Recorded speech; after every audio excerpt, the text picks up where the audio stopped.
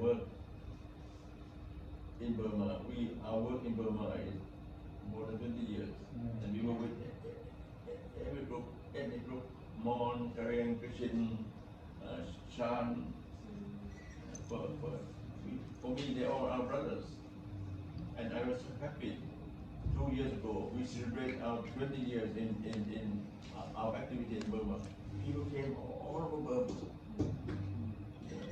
but grassroots people, even. And I think for me, that's important. Grassroots people, they empower themselves. Otherwise, they feel, oh, no, above are better. You know. The military think they are better. But what can they do? Except enriching themselves. And that's only harmful to others. But once you empower yourself, you can do all kinds of things. But non-violently. But positively. Not only for yourself, not only for your group, but for others. That I and our group are working on that. That you know, I met General in Germany. Did you know that? Yeah. Because General married to a German. Yes. You see? So when her husband died, she had a son, so she lived in Germany. And I met her. She came to meet me at the railway station. You know, a good German friend called Michael Baumann. Michael Baumann is a wonderful German, dedicated himself to the Burmese cause. So he got me involved to help the Burmese cause. So I met General. I asked her, what are you doing here? She said, well, I'm selling everything. I said, yes, you can make money, you know. But what for? Your people are suffer. Why don't you go back to work? I can't go back to work and they kill me. They didn't come and live in Bangkok. So she lived in here for 10 years. And her uncle was the leader of the Kachin movement against the Burmese junta. Yeah, I also became friendly with him. And with friendship, respect each other, and I try to convince him that non-violence is better than violence. Because, you know, you Kachin, however you cannot have arms enough to beat the Burmese. The Burmese have much more money, they have more fighting. With try to do non-violently. And luckily, I arranged, you know, for the Kachin leader to meet the German ambassador in my own home and talking how we can say it. And we have many dialogue, you know, even with the junta. We try to say things. And eventually, President Burma Chain Sangha went back to Burma and she started her work, as you know, Metta Foundation. Wonderful work, non-violently, not only for the Kachin or Burma. Even the Raman Website Choice Award gave her an award. You see? So I think for me, the best thing, you know, if you become friends and caring for your friends, and the best way to care for your friend is to listen to your friend. And if we disagree, discuss it openly. We don't have to agree. That is telling you my operation, a few things that we are doing. Yes, in our country right now, so we have since 2021, we are fighting and a lot of armed groups are emerging, and also the political crisis, economic crisis, and business services are now to thrive. And so for us here, we have been working as a civil society organizations, and like the main purpose, one of the main purpose of here to come is also, you know, to learn, to explore, not only telling our issues, not only telling our asking supports, but we would like to also get ideas how to support, help our the people in Myanmar for us in this crisis situation. So for us, violence is the best, and armed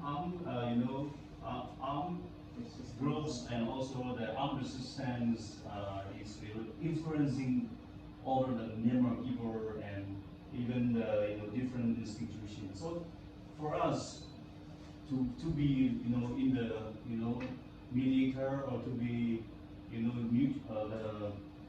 as a CSO. So how should we support and how should we keep our spirit up? So we like to also hear. Very good question. With the oppression, you cannot overcome it easily. You have to be patient and you have to be skillful. Look at Gandhi in India. Gandhi, we were educated. He was a lawyer, but he felt that most Indians are poor, so he wanted to live with the poor. And then the poor with him. And that is essential, poor with him. And what he do, he convinced not only people around him that non-violence is the answer. And luckily for Gandhi, there are also some Western Christian missionaries. And then they thought, what Gandhi you do was the right thing. So this Christian gave the news to the West, and this is something alternative. You see? So through the process of non-violence, because Gandhi went to jail many times, and many of these people went to jail many times, but he also fought for non-violence. Eventually, when he get a lot of people with him, the British in the south belonged to the government, and they taxed people. Gandhi got all the people and get shot. They were beating and so on, and that's the beginning. You see, when people empower, and at the same time, people in England realize that these are wonderful people, good people, great people. Because before that, Churchill claimed that only we British can rule the world. The Indians are so stupid, they all go for the next world.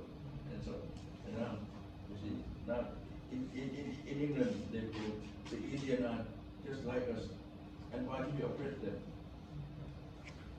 That's why after the war, India became independent. This is an example. You have to apply in the case of Burma. So for me, whatever you do, you must try to be non-violent. And you must try to awake people around the world. And this is the way. The junta's way is the wrong way. You see, when Aung San Suu Kyi was house arrest, she was a wonderful symbol. You see, fighting non-violently. But unfortunately, when she became powerful, she joined execution. This is sad. But still, we must not forget. We must not forget. Now she came again. I hope this country will change. To believe non-violent properly. We can have people around Burma. You see, deep down, Aung San Suu Kyi also a Burmese chauvinist. She still thinks that we Burmese are better than the tribals. I think we have to change that. If we change that, I think she will become a heroine once more. This is my opinion. You don't have to believe me. You can argue or you can think about it. Thank you. Okay. What's your suggestions and encouragement to who working in Burma or Asian states? In my humble opinion, my own experience, first you must know who you are. If you know that you are middle class, don't try to aspire to be upper class. Look to the lower class. Not go to help them, not go to teach them, go to learn from them. And once you learn from them, they empower you. I think this play a very crucial role. I give you a very concrete example. In this country, We have a young lady, her nickname is Mot, her real name Vanida. Her father and mother came from China. So she's middle class, fairly well to do, not much. She went to Thammasat University, got a degree, and people also went to get a degree, went to get a good job, but she refused. She went to the northeast. Most people there are loud. She could not even speak loud, but she stayed with them, respect them, love them, and they love her, they love each other. So she became a very good connection, because she can manage it with the business in that way. She can meet top people, and she can link top. So I think that is crucial. We need people like that who can link. You see, Kun Anand Panjarachun, you may not have heard, he was Prime Minister twice in this country. He's my contemporary.